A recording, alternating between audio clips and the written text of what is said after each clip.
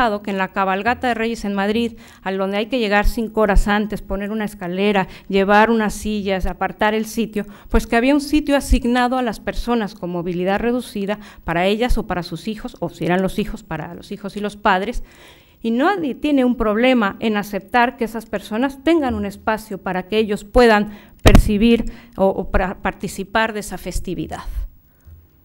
Pero les estamos dando un tratamiento diferente, no les estamos igualando, no estamos diciendo que, pues, si tienes un problema, pues, qué mal, pero yo tengo derecho a aparcar como tú en la vía pública, yo tengo derecho a tener mi espacio para ver la cabalgata, etcétera. No, estamos teniendo una sensibilidad con ellos, estamos dándoles un trato diferencial, pero no es preferencial. Más aún, con nuestro dinero, el dinero de todos los contribuyentes, en el metro de Madrid se pone, antes de llegar a las vías, un suelo especial para que las personas ciegas sepan que se están aproximando a las vías y no se vayan a caer. Bueno, yo podría decir, ¿por qué tenemos que construir eso con nuestro dinero? Mejor que pongan más bancos para que yo me pueda sentar. No, yo soy sensible ante esa situación, y estoy de acuerdo en que nuestro dinero se emplee también para eso. Ese es en el ámbito de la diversidad social, pero eso mismo es lo que están planteando los defensores de la diversidad cultural cuando de cuestiones culturales se trata, y en eso me voy a detener más adelante con los ejemplos de diversidad cultural. Pero quería poner este ejemplo para que me entendieras de qué se habla cuando se está hablando del derecho a la diferencia, y que ese derecho a la diferencia no da privilegios, reconoce la situación de cada uno y nos iguala en nuestras diferencias. Bien, por tanto, volvemos al interculturalismo. El interculturalismo no tiene en su agenda borrar las diferencias, como lo tienen otros modelos de gestión. Al contrario, quiere que salgan, que afloren las diferencias, que convivamos con nuestras diferencias. Pone el acento en el diálogo, en el reconocimiento, en la convivencia, en que hablemos con el otro y tratemos de entender por qué tiene esa convicción profunda y tratemos quizás de encontrar vías para poder compartir nuestra vida cotidiana con esas personas. Los defensores del modelo del interculturalismo consideran que rechazar el reconocimiento o desconocerlo, denigrar, distorsionar o negar son formas de opresión para esas personas, y esa desigualdad amenaza su dignidad como seres humanos. Por continuar con el interculturalismo privilegia el pluralismo, pone el acento en el reconocimiento, en la convivencia, en la dinámica de interacciones. Pero no tiene reglas universales, no hay un modelo de interculturalismo para todas las sociedades, cada una tiene que construir la suya, porque cada una tiene contextos distintos. No es lo mismo el modelo de interculturalismo que podamos construir en el País Vasco que el que se pueda construir en Perú o el que se pueda construir en otra sociedad. Cada una, con estos 3 ejes centrales que hemos mencionado, construye la suya propia y está en continua construcción. No es un modelo al que se llega y ya está, es un modelo en continua construcción, porque nuestra convivencia y nuestros cambios van a ser continuos. Vienen generaciones futuras que lo van a hacer de otra manera. ¿Cuáles son las diferencias rápidamente entre el multiculturalismo y el interculturalismo? Me interesa centrarme en ello porque aquí hay un debate muy fuerte. Rápidamente, el multiculturalismo privilegia la tolerancia, pero no erradica los prejuicios, no erradica los estereotipos que tenemos del otro. El interculturalismo privilegia el diálogo, el reconocimiento, y va a instaurar una serie de políticas, de medidas que lo que busquen es erradicar esos prejuicios y esos estereotipos, y por eso va a promover el diálogo. El multiculturalismo nos va a hablar de políticas de acción afirmativa para las mujeres, para los afroamericanos, pero el interculturalismo nos va a hablar de políticas de acción transformativa, que transformemos nuestra sociedad y construyamos algo nuevo. Uno va a evitar, el multiculturalismo evita la confrontación, reconoce distintos grupos, los separa, Eso genera después lo que quería evitar, lo genera después, porque lo que construye son guetos de diferentes, y en cambio el interculturalismo va a poner el acento en la mezcla, ¿vale? Va a buscar los medios para generar relaciones entre las personas y valorar esas diferencias. El multiculturalismo evita los desencuentros, por eso se separan. En cambio, el interculturalismo lo que va a producir o lo que quiere producir son sociedades integradas, sociedades que se reconozcan, que haya relaciones simétricas entre ellos. Bien, llegados a este punto, tenemos que decir quiénes son los actores que participan de esta diversidad, quiénes son los actores que participan de estos distintos modelos de gestión de la diversidad.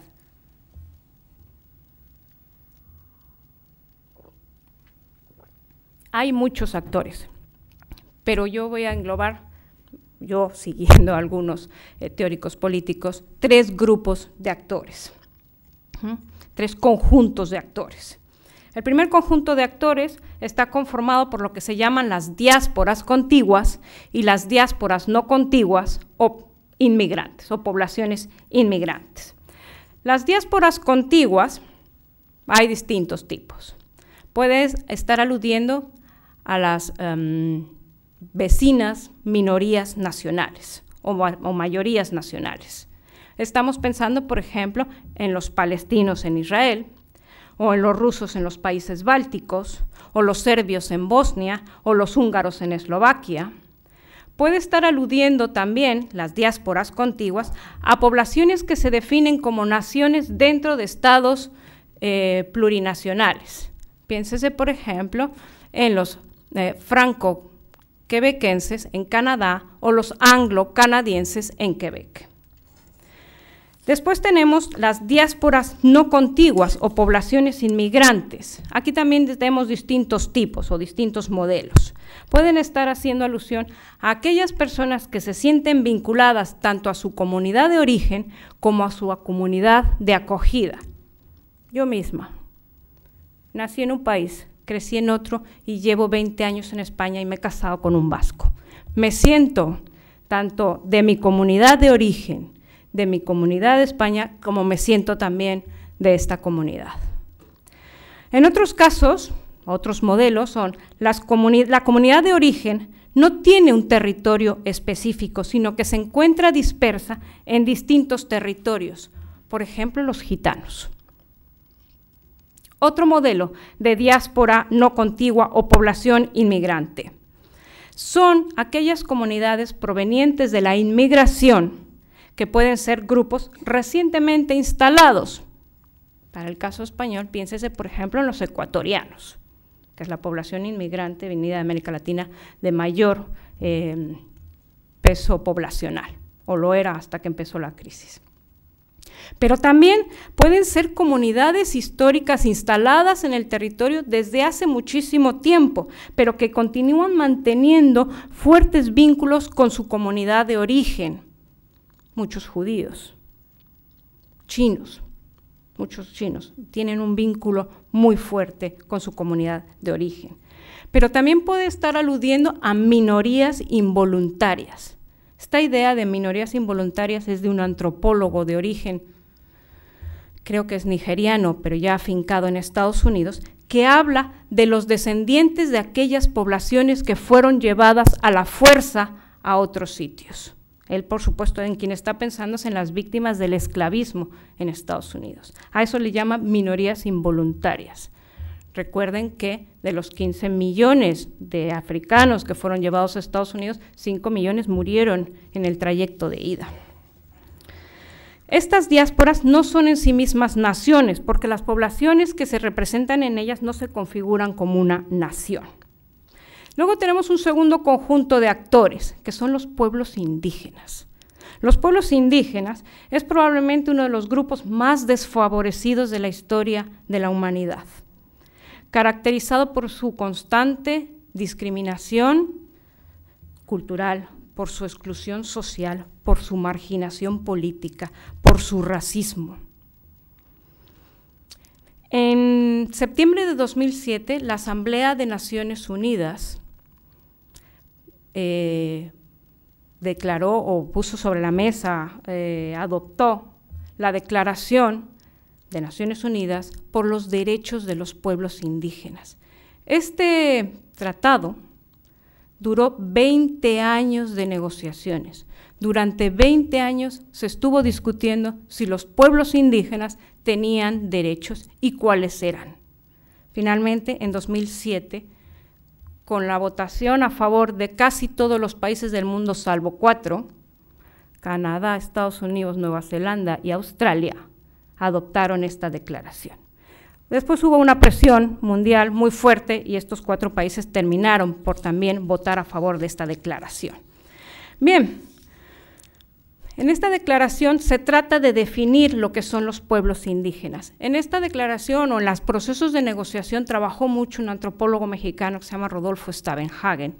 Y él, que es un gran especialista en pueblos indígenas, nos dice que tratar de definir los pueblos indígenas es muy difícil, encontrar una definición es muy difícil, pero sobre todo, nos dice, es poco, estratégicamente no es muy bueno, porque puede provocar que muchos gobiernos no reconozcan pueblos indígenas porque a su vez tendrían que reconocerles ciertos derechos que a lo mejor pues no quieren reconocer.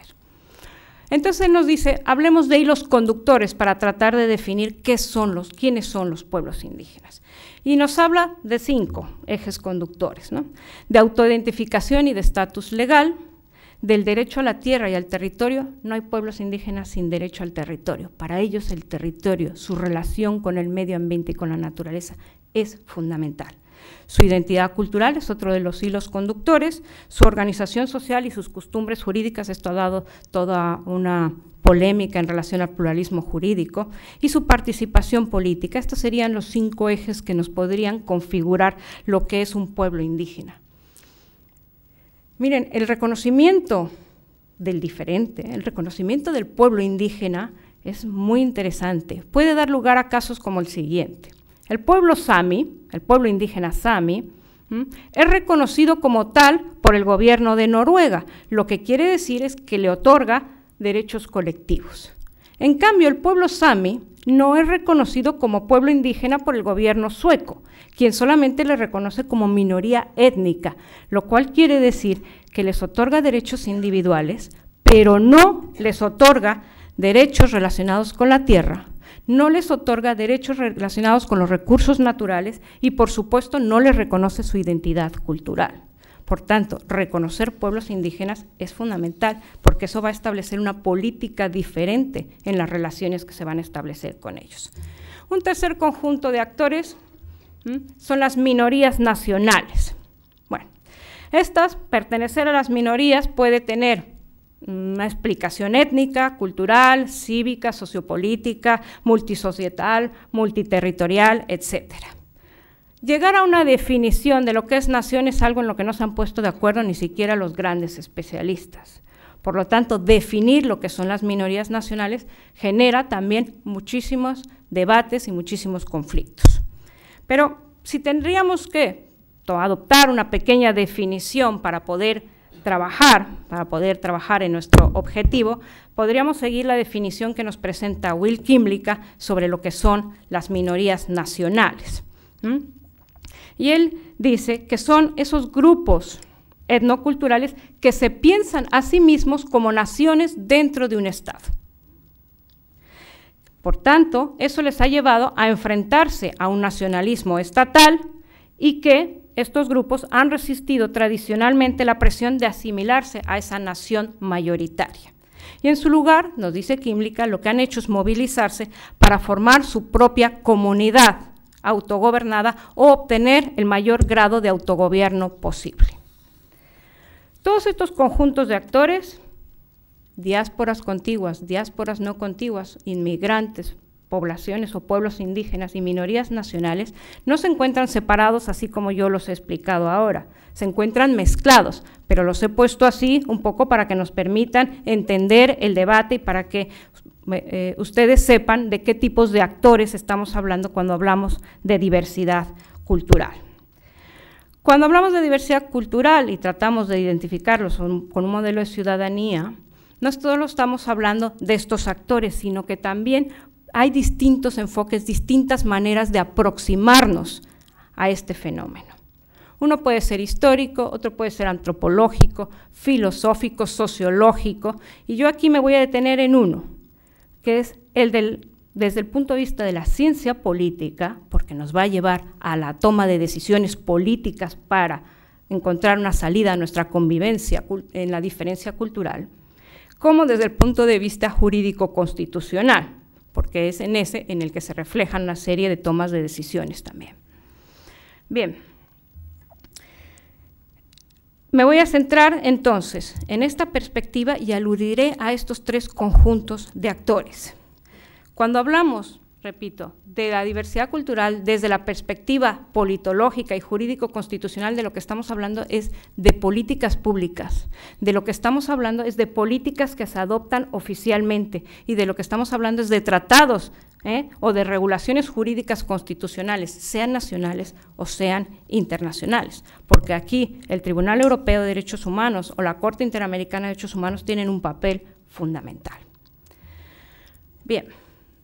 Aquí me voy a detener a hacer una serie de ejemplos que creo que pueden ayudarnos a entender este reto que tenemos de convivir en nuestra diferencia. Cuando hablamos de minorías provenientes de la inmigración, estas pueden hacer referencia a distintas cuestiones. Por un lado, a la adopción de un determinado programa escolar. Por ejemplo, el año pasado, perdonar que ponga ejemplos personales, el año pasado mis hijos estuvieron un año en Inglaterra. Bueno, pues en el colegio público había una profesora de apoyo que les ayudaba a integrarse, que les ayudaba con el idioma, que ponían atención, todo eso pagado con los impuestos de los miembros de los británicos. Pero podemos estar haciendo alusión también a la inclusión étnica en el ejercicio de la representación. Sí. Queremos que los grupos étnicos inmigrantes que llegan a una determinada población se sientan que forman parte de, también tenemos que adaptar o adoptar determinadas medidas para que se sientan representados. También se alude al reconocimiento de acomodos razonables. Vamos a ver, el acomodo razonable es una expresión que nace en Estados Unidos, pero en realidad se configura fuertemente en Canadá y alude en un principio a acomodos en el ámbito del derecho del trabajo, que después se transfiere al ámbito de los derechos culturales.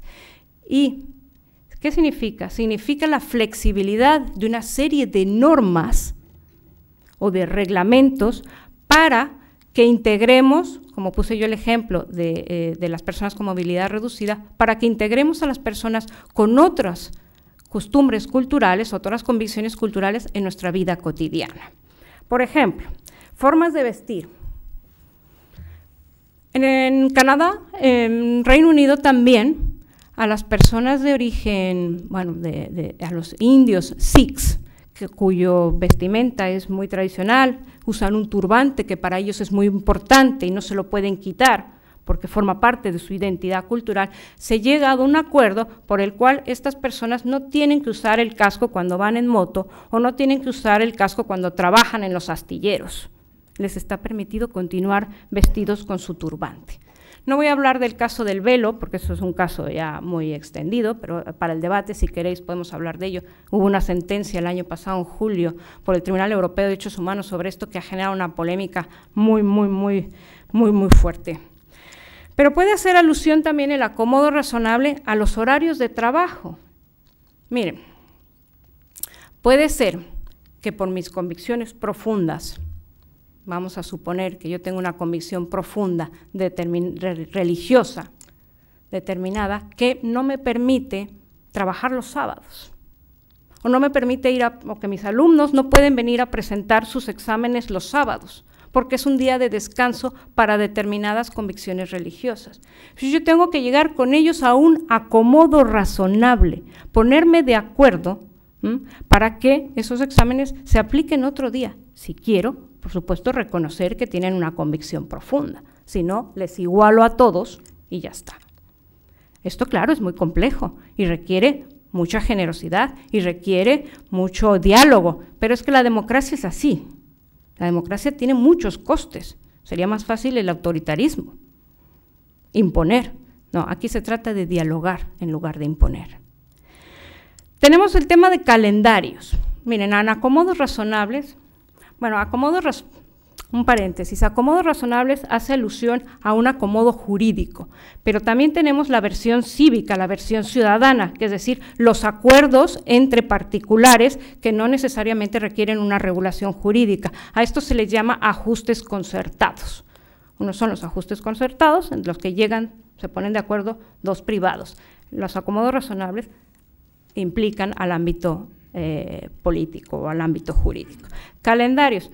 Todos nuestros calendarios de nuestras sociedades occidentales están basadas sobre nuestra religión mayoritaria. Tenemos las vacaciones en Navidad, en Semana Santa, pero es que puede ser que haya personas cuya convicción profunda requiere, más o menos coincide, por ejemplo, el Ramadán, tener que descansar en otros tiempos, en otro momento. Esto se ha llegado mucho, hay acuerdos, hay acomodos razonables, por ejemplo, en las Olimpiadas, porque las Olimpiadas suelen caer más o menos en la misma fecha del Ramadán. Y se han hecho muchas excepciones porque las personas que están en Ramadán tienen que ayunar, no tienen las mismas fuerzas, no tienen las mismas condiciones para competir, pues se han llegado a acomodos razonables para establecer las competiciones en las que ellos participan en determinadas fechas. Por supuesto, puede aludir el acomodo razonable a normas de salud pública, los enterramientos. Para algunas personas, los enterramientos pues tienen sus particularidades. Ahora hay un debate en Madrid muy fuerte, porque no hay espacio para enterrar a las personas de religión musulmana. Para ellos es impensable que sus muertos vayan en una caja o en un ataúd. Para nosotros eso es lo normal, pero para ellos no. Entonces hay que establecer un espacio para que puedan enterrar sus muertos en condiciones de salud, pero que es de una manera distinta a la del grupo mayoritario.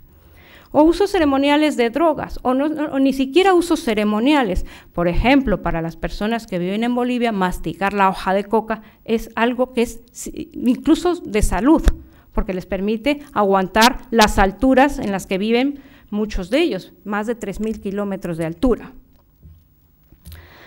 Bien, también alude al consentimiento de diversas ciudadanías. En muchos países no se consiente que las personas tengan diversas ciudadanías aquí relacionadas con la idea de nacionalidad.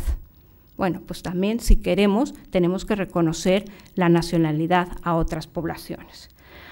Por supuesto tenemos que apoyarlas para que puedan llevar a cabo sus actividades culturales. Si queremos reconocer a los otros, tenemos que dejar o establecer los medios para que cuando empiece el año chino, pues puedan tomar las calles, hacer sus festividades y organizar lo que consideren importantes. Políticas de educación bilingüe, en esto no me voy a detener porque aquí las conocéis perfectamente. O políticas de acción afirmativas. Estos son algunos ejemplos con los que tenemos que aprender a convivir cotidianamente. Pueblos indígenas. Los pueblos indígenas también requieren una serie de políticas públicas, requieren también una serie de reconocimiento de decisiones jurídico-constitucionales fundamentales. Por supuesto, el reconocimiento de títulos territoriales. Ya os lo adelantaba, el territorio para los pueblos indígenas es fundamental. Y la relación que los pueblos indígenas tienen con el territorio no tiene nada que ver con la nuestra. Nosotros estamos acostumbrados, tenemos una herencia intelectual antropocéntrica. El hombre es el centro. Y toda la naturaleza y todo lo de alrededor tiene que girar alrededor del hombre. Para muchas poblaciones indígenas, el hombre es uno más en la naturaleza. Y la convivencia es entre el medio ambiente, las piedras, las flores, las plantas, el reino animal. Y claro, su relación con el medio ambiente es distinto y por tanto se tienen que establecer políticas determinadas para promover o para reconocer esta forma de relacionarse con el territorio y con el medio ambiente.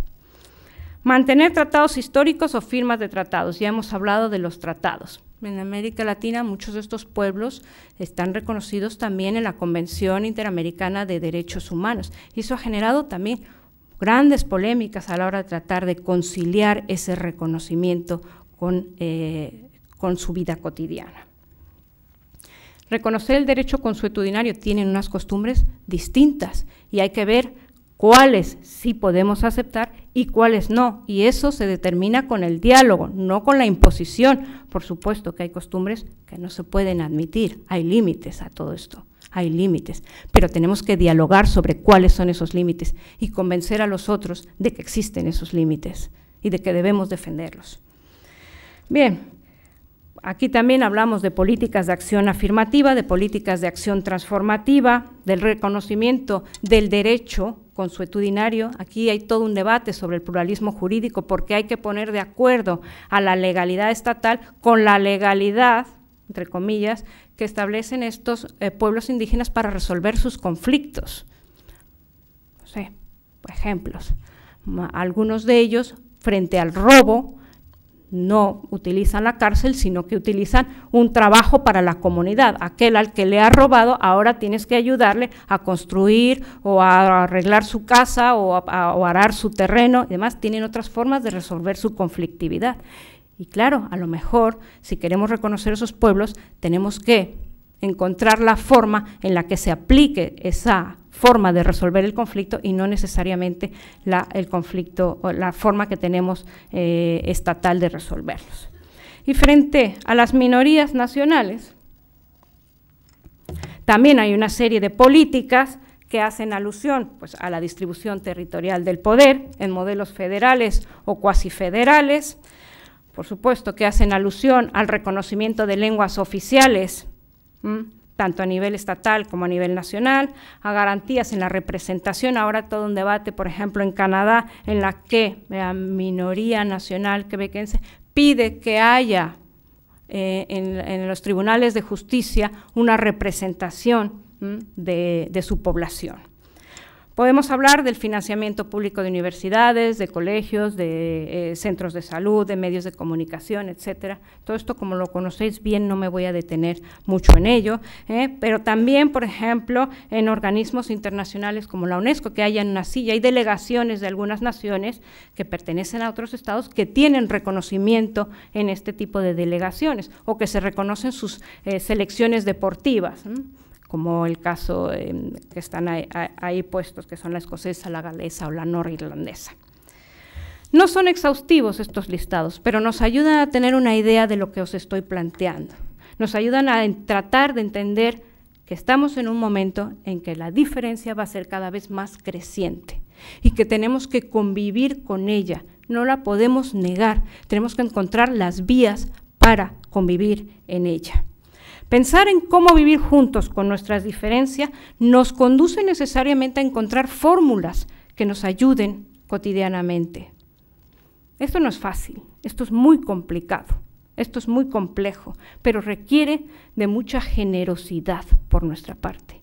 Requiere de que nos sentemos a dialogar, a tratar de entender por qué el de al lado tiene una convicción profunda que es importantísimo para su dignidad, pero que no tiene nada que ver con la mía. Tenemos que tratar de entender eso para poder respetarle, para poder convivir con ellos. Muchas prácticas que en otro tiempo fueron racistas u homófobas, hemos terminado por incorporarlas en nuestra vida cotidiana. Ya no pensamos en ella, ya no somos tan racistas como lo fuimos antes, ya no somos tan homófobos como lo fuimos antes. Poco a poco vamos interiorizando una nueva forma de relacionarnos con los otros y vamos aceptando a nuestros diferentes. Por último, el interculturalismo no es una meta a alcanzar, ya lo he dicho, es una forma de vida. No es algo a lo que se llegue cuando se reconocen derechos diferenciales, no es algo a lo que se llegue cuando todas estas características se alcanzan, es algo que está en permanente construcción. Y por último, ahora sí. En el último plan de inmigración y convivencia intercultural del gobierno vasco del 2012, se incorporó ya la expresión convivencia intercultural. Esto hace alusión a que no solo basta con que integremos a los que son diferentes, sino que tratemos de convivir con ellos y de que les reconozcamos. Muchas gracias.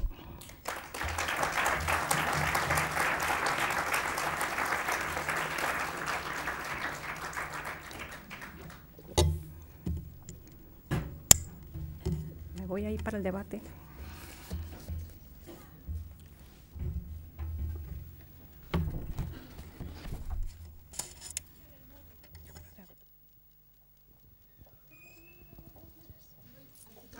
Vale.